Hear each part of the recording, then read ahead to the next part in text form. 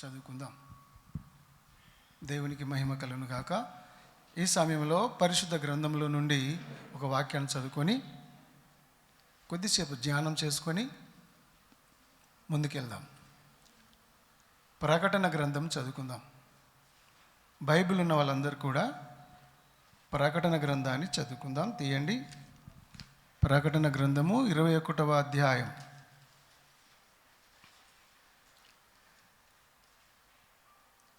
అందరు తీశారా? ప్రకటన 21వ అధ్యాయం.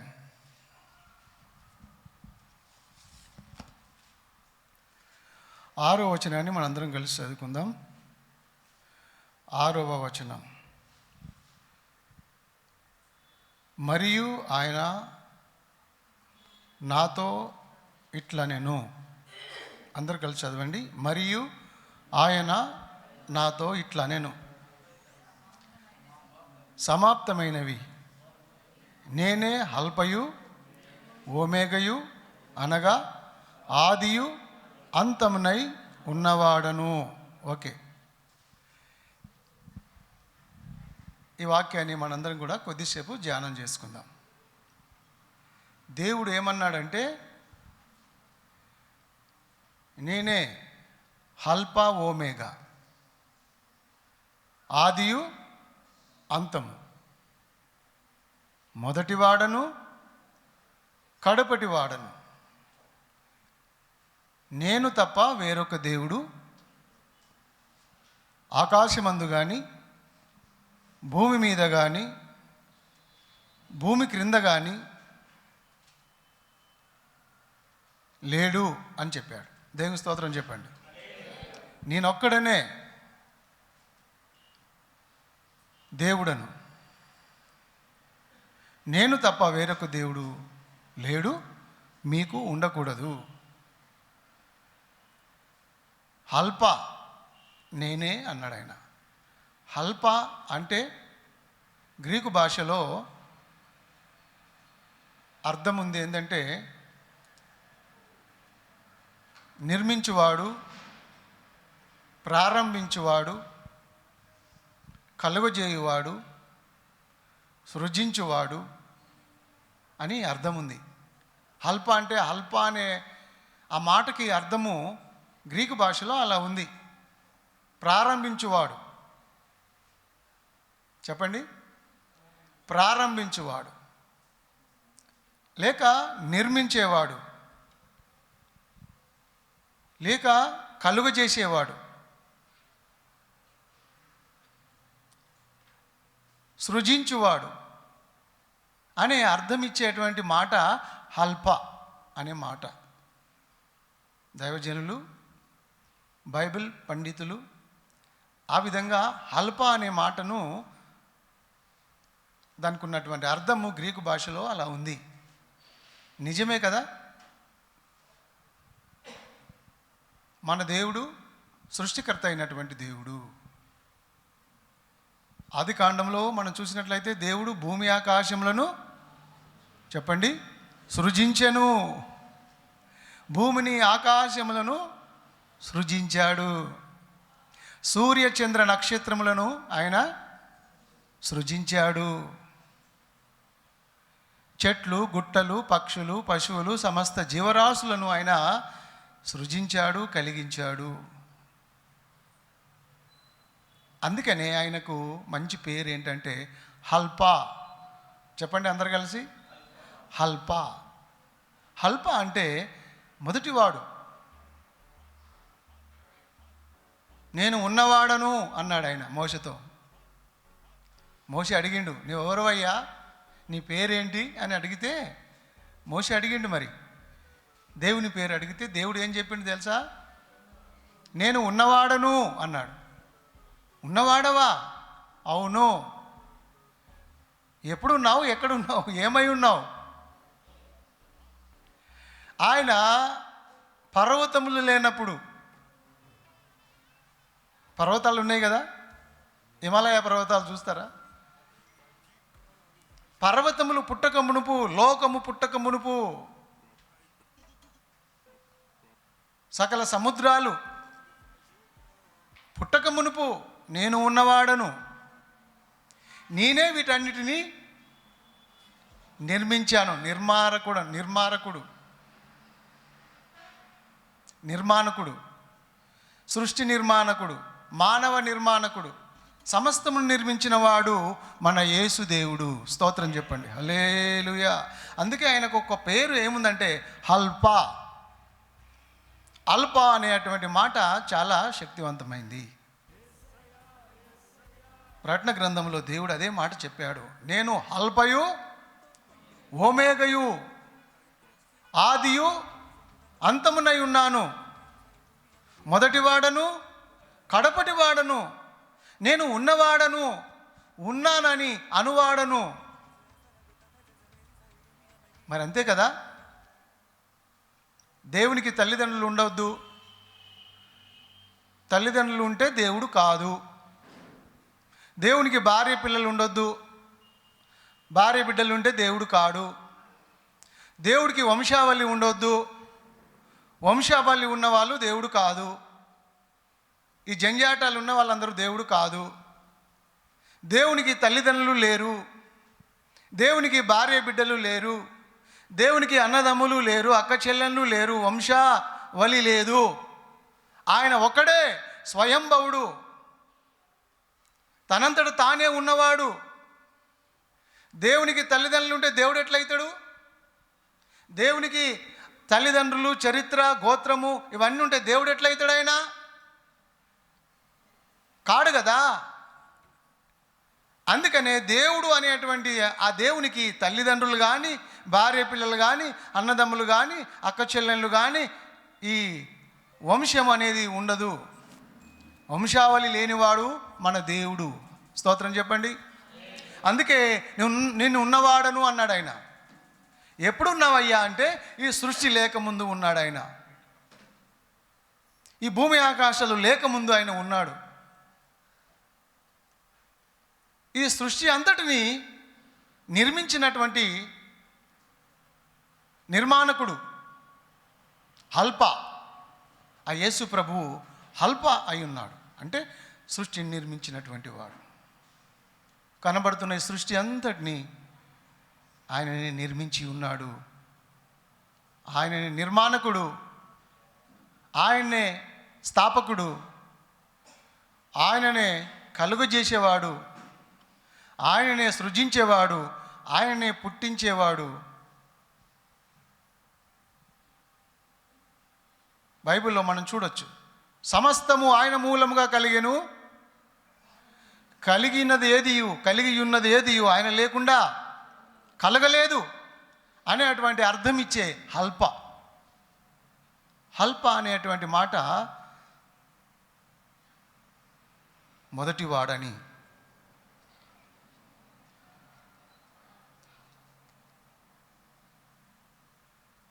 దేవుడు మొదటివాడై ఉండి సమస్తమును నిర్మించి సృజించినటువంటి వాడుగా ఉన్నాడని మనం ఒక్కసారి గుర్తు చేసుకొని దేవునికి స్తోత్రం చెప్పాలి. హల్లెలూయా. ఆయన గొప్పతనాన్ని, ఆయన బాహుబలాన్ని మనము ఒకసారి గుర్తు చేసుకుంటూ మందిరములో దేవుని స్తుతించాలి. ఘనమైనవి నీ కార్యములు నా ఎడలా. పాట పాడతాం కదా.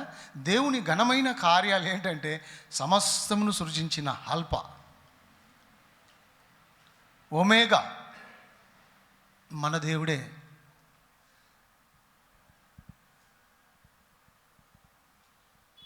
ఈయననే సమస్తమును కలిగించి, నిర్మించి, స్థాపించి, ప్రారంభించి ఏలుతున్నటువంటి రాజు. ఈయననే సర్వభూమికి మహారాజు, సర్వ సృష్టికర్త. ఈయన అల్ఫా అయి ఉన్నటువంటి యేసు ప్రభు సర్వానికి ప్రారంభించినటువంటి వాడు. చాలాసార్లు అల్ఫా అనే వాక్యాన్ని మనం చదువుకున్నాము, కానీ అల్ఫా అనేది గ్రీకు భాషలో దాని అర్థము స్థాపించువాడు, ప్రారంభించువాడు, కలుగజేయువాడు, నిర్మించువాడు, సృజించువాడు, పుట్టించువాడు, సమస్తము ఆయననే కలిగించినటువంటి దేవుడుగా మనము ఆరాధిస్తున్నాం. హల్లెలూయా. అంత గొప్ప దేవుని ఈరోజు మనము పాటలు పాడి స్తుతించి ఆరాధిస్తున్నాం. అటువంటి దేవుని మనము కలిగి ఉన్నందుకు ధన్యులం, భాగ్యవంతులు, అదృష్టవంతులు. స్తోత్రం చెప్పండి. ఇంకంతకంటే భాగ్యం ఏముంది చెప్పు. ఓ ఇశ్రాయేలు, నీ భాగ్యము ఎంత గొప్పది, ఎంత గొప్పది. లోకంలో ఉన్న రాజులందరికంటే, భూపతులందరికంటే మీరు గొప్ప. రక్షింపబడిన మీరు ధన్యులు.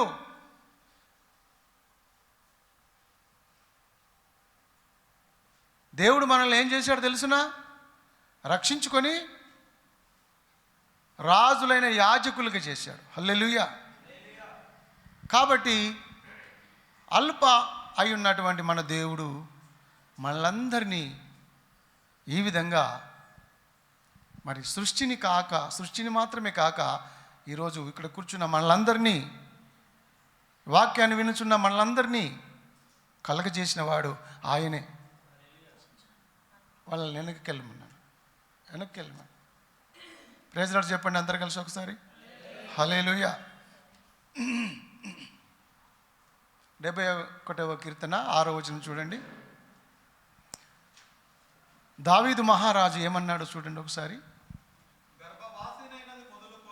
గర్భవాసినైనది మొదలుకొని నీవే నాకు ప్రాపకుడవై ఉంటివి, నీవే నాకు ప్రాపకుడవై ఉంటివి. తల్లి గర్భము నుండి నన్ను ఉద్భవించిన వాడవు నీవే, తల్లి గర్భము నుండి నన్ను ఉద్భవింపజేసిన వాడవు నీవే. నిన్ను గూర్చి నేను నిత్యము స్తుతిగానము చేయుదును. అందుకై నిన్ను గూర్చి నేను నిత్యము స్తుతిగానము చేస్తాను. హల్లెలూయా. ఎంత గొప్పగా దావీదు మహారాజు దేవుని స్తుతిస్తున్నాడు. నా నిర్మాణకుడవు నీవే, నన్ను నిర్మించిన వాడవు నీవే. నా తల్లి గర్భంలో నేను ఉన్నప్పుడు సృష్టిని నిర్మించిన వాడు అల్ప, మానవ నిర్మాణాన్ని నిర్మించిన వాడు, మానవ కోటిని నిర్మించిన వాడు కూడా ఆయన అల్ప. ఈరోజు మనలందరినీ కలగజేసినటువంటి వారు ఎవరై అంటే అల్ప అయి ఉన్నటువంటి యేసుక్రీస్తు. స్తోత్రం చెప్పండి. ఈరోజు నువ్వు నేను ఇక్కడ ఉన్నామంటే, సజీవులమై ఉన్నామంటే, భూమి మీద జన్మించినామంటే, భూమి మీద పుట్టినామంటే ఎవరు మనల్ని కలుగజేశారు? ఎవరు మనల్ని నిర్మించారు? ఎవరు మనల్ని తయారు చేశారు తెలుసునా? దావీదు మహారాజు ఏమని చెప్తున్నాడంటే, మరొకసారి ఆ మాట చదవండి. ఏమన్నాడు? గర్భవాసినైనది మొదలుకొని నీవే నాకు ప్రాపకుడవై ఉంటివి, నీవే నాకు ప్రాపకుడవై ఉంటివి. తల్లి గర్భము నుండి నన్ను ఉద్భవింపజేసిన వాడవు నీవే, తల్లి గర్భము నుండి నన్ను ఉద్భవింపజేసిన వాడవు నీవే. నిన్ను గూర్చి నేను నిత్యము స్తుతిగానము అందుకే నిన్ను గూర్చి నేను నిత్యం స్తుతిగానం చేస్తాను. ఈరోజు దేవుని మనం ఆరాధిస్తున్నాం, దేవుని మనం ప్రార్థిస్తున్నాం, దేవుని మహిమపరుస్తున్నాం, గణపరుస్తున్నాం. ఎందుకు తెలుసునా? ఈ ఉద్దేశంతో. ఆయననే మన ప్రాపకుడు, మనల్ని ప్రారంభించిన వాడు, మనల్ని సృజించిన వాడు, కలగజేసినటువంటి వాడు. ఇర్మియా గ్రంథంలో 1వ అధ్యాయము 5వ వచనంలో ఇర్మియా గ్రంథంలో దేవుడు ఏమన్నాడు చూడండి ఒకసారి. ఇర్మియా 1వ అధ్యాయము. గర్భంలో నేను నిన్ను రూపింపక మునిపే. దేవుడు ఏమంటున్నాడు తెలుసా? అల్ప అయి ఉన్నటువంటి యేసు ప్రభు ఏమంటున్నాడు తెలుసునా? గర్భమున నేను నిన్ను రూపింపక మునిపే నిన్ను ఎరిగి తిని. నీవు గర్భం నుండి బయలుపడక మునిపే, నీవు గర్భము నుండి బయలుపడక మునిపే నేను నిన్ను ప్రతిష్ఠించి నేను నిన్ను దృష్టించి తిని, ప్రతిష్ఠించి లేదా ప్రతిష్ఠించి తిని. జనములకు ప్రవక్తగా నిన్ను నియమించి తిని, జనములకు ప్రవక్తగా నేను నిన్ను నియమించి తిని. హల్లెలూయా. ఎవరయ్యా నిన్ను కలుగజేసిన వాళ్ళు? చెప్పరు?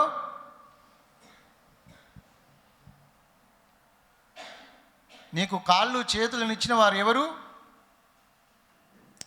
కళ్ళని ఇచ్చిన వారు ఎవరు? చెవులను ఇచ్చిన వారు ఎవరు? చక్కగా రూపుదిద్దాడే నిన్ను, వారెవరు తెలుసునా? అల్ప అయి ఉన్నటువంటి యేసు ప్రభు. స్తోత్రం చెప్పు. ఆయననే నిన్ను నిర్మించిన నిర్మాణకుడు. సృష్టిని మాత్రమే కాదు, సూర్యచంద్ర నక్షత్రములను మాత్రమే కాదు, చెట్లు, గుట్టలు, పక్షులు, సమస్త జీవరాశులు, జలచరములు, ఇవన్నిటిని మాత్రమే కాదు, ఈరోజు మానవుని నిర్మించిన, తన చేతులతో మానవుని నిర్మించిన నిర్మాణకుడే ఈ హల్పాయి ఉన్నటువంటి దేవుడై ఉన్నాడు. హల్లెలూయా. ఆదికాండంలో మనం చూడొచ్చు, నేల మట్టితో మానవుని తయారు చేసి వాని నాసికనందరములో జీవాయువును ఊదగా నరుడు జీవాత్మాయను. ఆదికాండం 2వ అధ్యాయము 7వ వచనంలో మనం చూడొచ్చు ఆ మాటను. ఆయన నేల మట్టితో మానవుని నిర్మించాడు. దేవుడైన యెహోవా నేల మట్టితో నరుని నిర్మించి వాని నాసికనంద్రములో జీవాయువును ఊదగా నరుడు జీవాత్మాయను. హల్లెలూయా. చలించుచున్నాడు, ఉనికి కలిగి ఉన్నాడు, చలించుచున్నాడు, ప్రాణము కలిగి జీవముతో మాట్లాడుతున్న బొమ్మ. ఈరోజు మనిషి మాట్లాడుతున్నాడు, జీవిస్తున్నాడు, ఉనికి కలిగి ఉన్నాడు, చలించుచున్నాడు, నడుస్తున్నాడంటే అల్ప. ఎవరు నిర్మించారు నిన్ను? అల్ప ఒమేగా, మన ప్రభు అయిన యేసుక్రీస్తు. ఆ అల్పాయి ఉన్నటువంటి ఆ దేవుడే ఈరోజు ఇక్కడ ఉన్న మనలందరినీ నిర్మించి తనలో ఉన్న ఆత్మను, జీవాత్మను మనలో ఊదగా మనము జీవాత్మ కలిగి ఉన్నాం, జీవిస్తున్నాం. నాలో ఉన్న ప్రాణము నా యేసయ్య ఊదిండని చెప్పండి, స్తోత్రం చెప్పండి, చెప్పండి. నాలో ఉన్న ప్రాణం ఎవరిదే? నా యేసయ్య నాకు ఇచ్చిన ఊపిరి. అల్పై ఉన్న యేసు ప్రభు నాలో పోసిన ప్రాణమే ఆయనదే. అందుకే ఆయనకే స్తోత్రం. దినమెల్ల నేను ఆయనను స్తుతిస్తా, ఆరాధిస్తా. దావీదు మహారాజు అదే అన్నాడు, నీవే నా ప్రాపకుడు, నీవే నా నిర్మాణకుడు, నీవే నన్ను తయారు చేసిన వాడవు, కలుగజేసిన వాడవు, నిర్మించిన వాడవు, స్థాపించిన వాడవు నీవే ప్రభువా. అందుకే దినమెల్ల నేను నిన్ను స్తుతిస్తున్నాను, నిన్నే ఘనపరుస్తాను, నిన్నే మహిమపరుస్తాను, నీ కొరకే బ్రతుకుతాను, నీ కొరకే జీవిస్తాను, అవసరమైతే నీ కొరకే చనిపోతాను. స్తోత్రం చెప్పు. ఈ సంగతి అనేక మందికి తెలియదు. అందరు తెలుసుకోవాలి. యేసే నిజమైన దేవుడు, యేసే నిజమైన రక్షకుడు, యేసే ఈ సృష్టికర్త, యేసే మానవ నిర్మాణమునకు కారకుడు, ఈ సృష్టికి కారకుడు యేసే అనే సంగతిని ఈ లోకము తెలుసుకోవాలి, ఈ ప్రపంచం తెలుసుకోవాలి. ఆయననే నిజమైన దేవుడు, ఆయనే పరిశుద్ధుడు, ఆయననే పవిత్రుడు, ఆయననే ఉన్నవాడు, అనువాడు, ఆదియు అంతము ఆయనే, మొదటివాడు కడపటివాడు మన ప్రభు అయిన యేసుక్రీస్తే.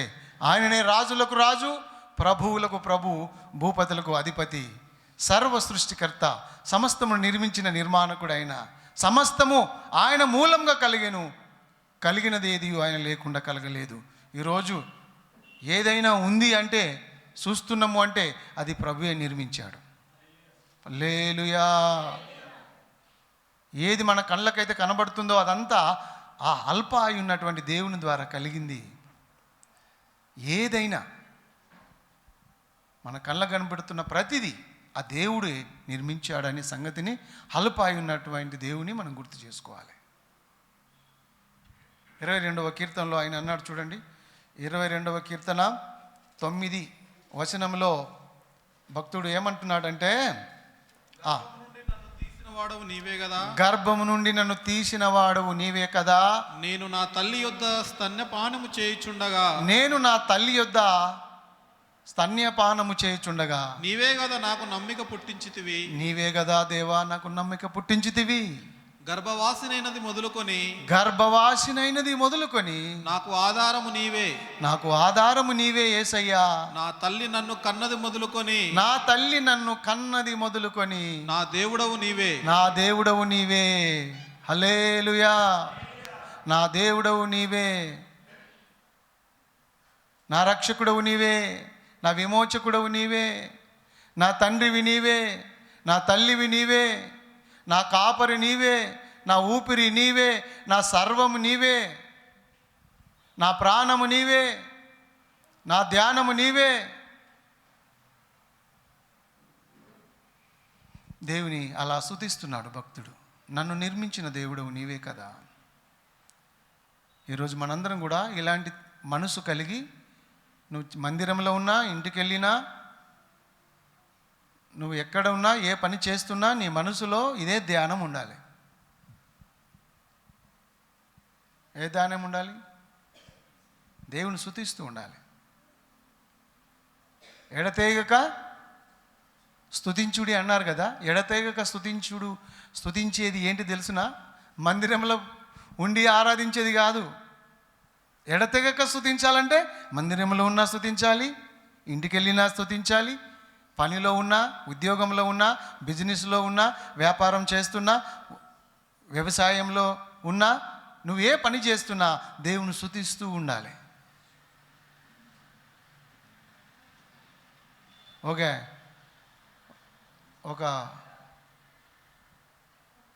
ఒక ఆవిడ ఏం చేస్తుందంట? బట్టలు ఉతికినా దేవుని స్తుతిస్తుందంట, బాసనలు తోమినా దేవుని స్తుతిస్తుందంట, బియ్యంలో రాళ్ళు ఏరినా, బియ్యంలో మెరుగలు ఏరుతున్న సమయంలో దేవుని స్తుతిస్తుందంట, చీపిరి పట్టుకొని ఆకిలి తుడిచే టైంలో కూడా దేవుని స్తుతిస్తుందట. ఏమంటావు? ఈ అన్నం వండే టైంలో దేవుని స్తుతిస్తుందంట. ప్రతిదాన్ని బట్టి ఆ సందర్భంలో దేవుని స్తుతిస్తుంది. బట్టలు ఉతికితే నన్ను ఉతుకయ్యా అంటదంట. ఉతికి ఆరేయి, నాలో ఉన్న పాపాలన్నీ ఉతికేసేయి, నన్ను తెలుపు చేయి అంటదంట. చీపురి కట్టె పట్టుకొని తుడుస్తున్నప్పుడు నాలో ఉన్న పాపాలను తుడిచేయమని ఆయన దేవుని స్తుతిస్తుందట. బియ్యంలో మెరుగే రాళ్ళు ఏరేసే టైంలో నాలో ఉన్న చిన్న చిన్న పాపాలు ఏరేయి ప్రభువా అని ఆ మెరుగే రాళ్ళు ఏరేసేటప్పుడు కూడా దేవుని స్తుతిస్తుందట. ఆ రాళ్ళను ఏరేసేటప్పుడు దేవుని స్తుతిస్తుందట. నాలో ఉన్న పాపాలు తీసేయి ప్రభువా. ప్రతి సందర్భంలో దేవుని స్తుతిస్తుంది. అన్నం ఉడకబెడితే అప్పుడు కూడా స్తుతిస్తుందట. అన్నం ఉడుకుతుంటే నన్ను ఉడకబెట్టు నాయన, నేను కూడా అందరికీ ఆహారం అవ్వాలి, అందరి ఆకలి తీర్చాలి, అందరి దాహము తీర్చాలి, నన్ను కూడా ఉడికించయ్యా. ఏమంటావు? పలుకుతనం తొలగించు, నాలో పలుకు ఉండొద్దు, మంచిగా ఉడికించయ్యా, నన్నుగా టేస్ట్గా మార్చు, మధురముగా మార్చయ్యా, అనేక మందికి ఆహారముగా. హల్లెలూయా, దేవునికి స్తోత్రం. ఏమంటావు? దేవునికి స్తోత్రం చెప్పండి. దేవునికి స్తోత్రం. ఇప్పుడే చెప్తలేరు, ఇంటికి పోయినాక చెప్తారా? ఏమంటావు? ఇంటికి పోయినాక చెప్తారా? ఇంటికి వెళ్ళినా, బయట వెళ్ళినా, ఈ మందిరంలో ఉన్న దేవుని స్తుతించాలి, దేవుని గణపరచాలి. హల్లెలూయా, హల్లెలూయా, హల్లెలూయా. దేవునికి స్తోత్రం కలుగును గాక. హల్లెలూయా. అయితే ఆయన అల్పాయి ఉన్నటువంటి దేవుడు. మన దేవుడు ఎలా ఉన్నాడు చెప్పండి? ఏమై ఉన్నాడు చెప్పండి? అల్ప అంటే అర్థం ఏంటి చెప్పండి? నిర్మించువాడు, నిర్మాణకుడు, స్థాపకుడు. ఏమంటావు? చెప్పరేంటి?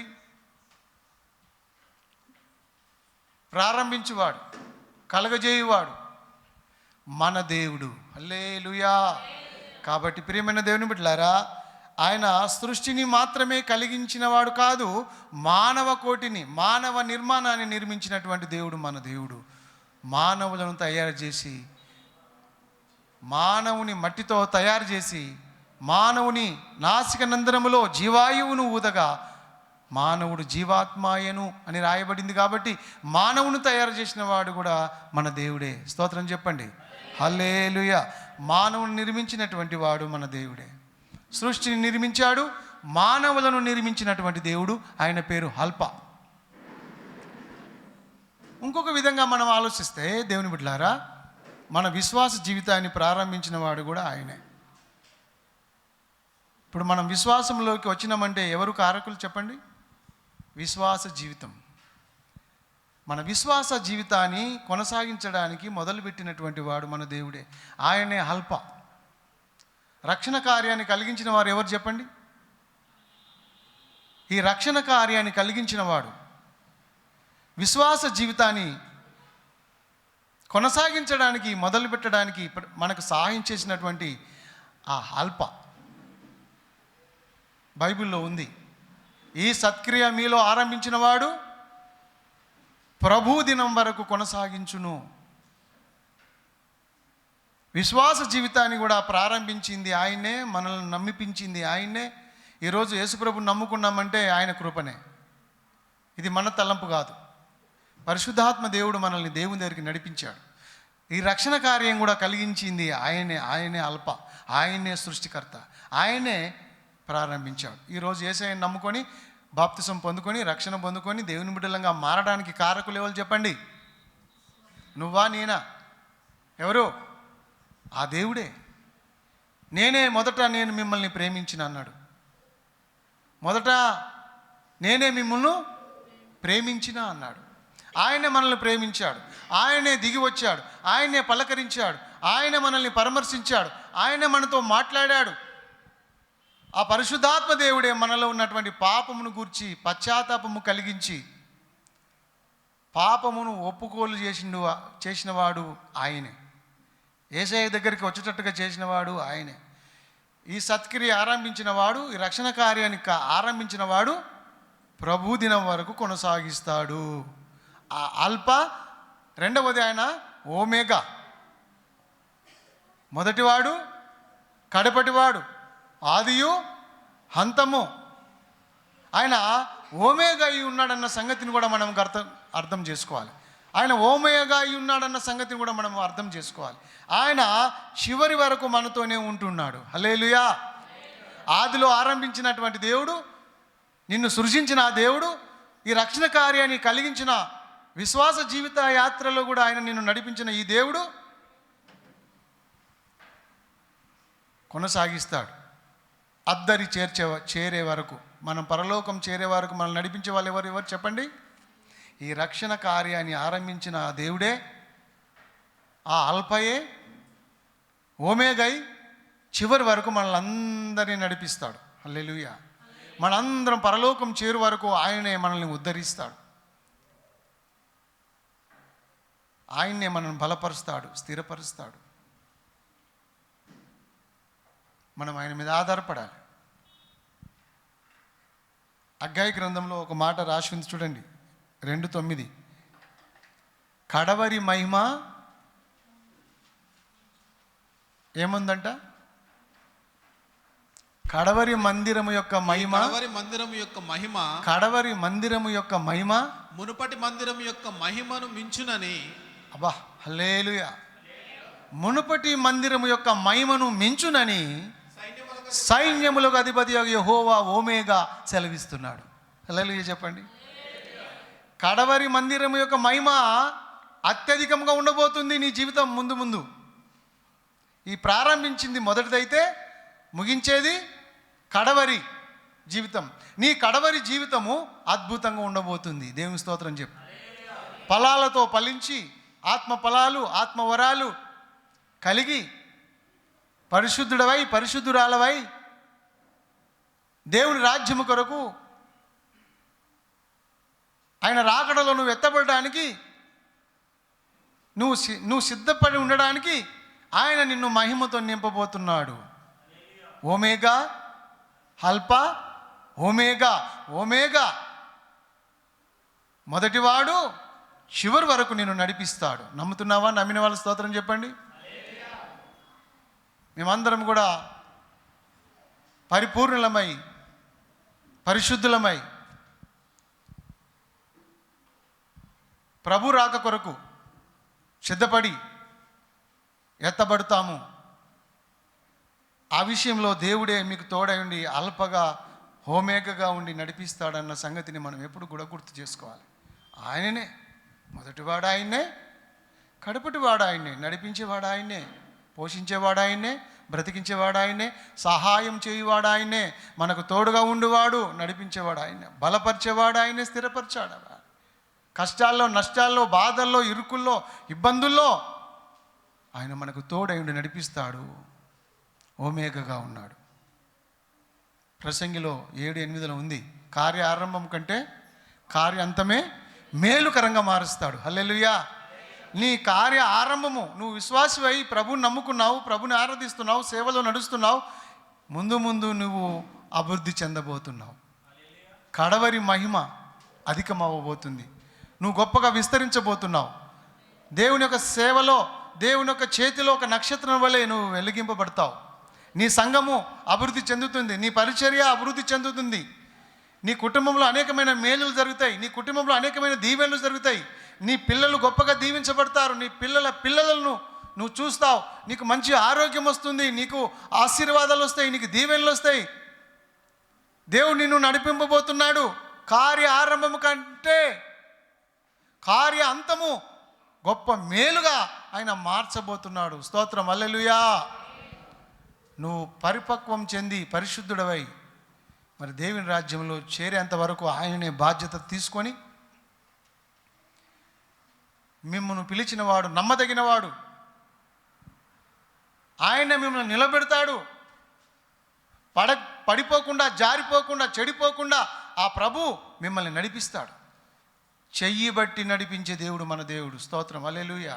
ఒక తల్లి బిడ్డ చెయ్యి పట్టుకొని ఎలా రోడ్డు దాటిస్తుందో, ఎలాగ త్రోవలో నడిపిస్తుందో, అంతకంటే ఎక్కువగా, అంతకంటే మించి నీ ప్రభు అయిన యేసుక్రీస్తు నీ చెయ్యి బట్టి, నీ కుడి చెయ్యి బట్టి నడిపిస్తాడు, అద్దరికి చేరుస్తాడు, గంభిస్థానానికి నిన్ను చేరుస్తాడు.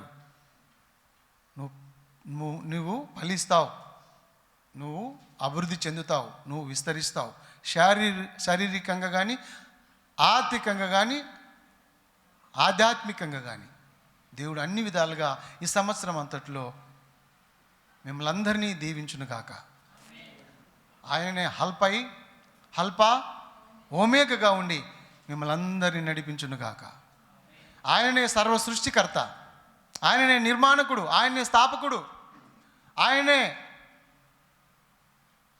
కలుగజేయువాడు, సృజించినవాడు, మొదటివాడు, ఉన్నవాడు, అనువాడు, ఆదియు అంతము, అల్పా ఓమేగ అయిన దేవుడు చివరి వరకు ఓమేగగా ఉండి నీ జీవితాన్ని ఫలభరితంగా మార్చి, నీ బిజినెస్లో కావచ్చు, నీ ఉద్యోగంలో కావచ్చు, నీ యొక్క వ్యవసాయంలో కావచ్చు, నీ కుటుంబ జీవితంలో కావచ్చు, వ్యక్తిగత జీవితంలో కావచ్చు, దేవుడు నిన్ను అత్యధికముగా ఆశీర్వదించబోతున్నాడు. హల్లెలూయా. ఆయన మీద ఆధారపడి ఆయన వైపు చూడు, ప్రార్థన చేయి, ఆయన స్తుతించు. దావీదు మహారాజు స్తుతించాడు, నా నిర్మాణకుడవు, నా ప్రాపకుడవు నీవే, నన్ను నిర్మించినవాడు నీవే, అందుకే నిత్యము నేను నిన్ను స్తుతిస్తాను. మనందరం కూడా ప్రార్థన చేసుకుందాం. పరలోకపు తండ్రి, మాతో మాట్లాడి మమ్మల్ని బలపరిచావు. అవును తండ్రి, నువ్వు హల్ప అయి ఉన్నావని మేము తెలుసుకున్నాం. హల్ప అనగా గ్రీకు భాషలో ప్రాపకుడు, ప్రారంభించువాడు, ఆరంభించువాడు, కలగజేయువాడు, నిర్మించువాడు, సృజించువాడు, సమస్తము నీవే అని మేము తెలుసుకున్నాం. అలాగే సృష్టిని మాత్రమే కాదు, మానవ నిర్మాణాన్ని కలగజేసిన వాడవు కూడా నీవే. ఈ ప్రపంచంలో ఉన్న ప్రతి మనిషిని నిర్మించిన వాడవు నీవే, తల్లి గర్భంలో రూపించిన వాడవు నీవే. ఇర్మియా, నేను నిన్ను నిర్మించాను, నేల మట్టితో మనుషులను నిర్మించిన దేవుడవు నాయన, మనుషులను జీవించు మనిషిగా చేసినావు నాయన, నీ జీవాత్మను ఊదినావు. అంత మాత్రమే కాకుండా ఆత్మీయ జీవితాన్ని కూడా నిర్మించిన వాడవు నీవే. ఈ ఆత్మీయ జీవితాన్ని, ఈ రక్షణ కార్యాన్ని కలిగించిన దేవుడు, ప్రభు దినం వరకు కొనసాగించువాడు, నమ్మకమైన దేవుడు, మమ్మల్ని నిలబెట్టుటకు శక్తిమంతుడు. అయ్యా, మమ్మల్ని నిలబెట్టి నడిపించి నీ రాజ్యం కొరకు మమ్మల్ని సిద్ధపరిచి మేమందరం ఎత్తబడి నీ రాజ్యంలో చేరుకొని యుగయుగాలు తరతరాలు ఆనందించు కృప మా అందరికి దయచేయి. యేసుక్రీస్తు నామములో ఈ చిన్న ప్రార్థన అడిగి వేడుకుంటున్నాము తండ్రి. Amen. Amen. God bless you. అందరికీ ప్రైజ్ అలాడ్.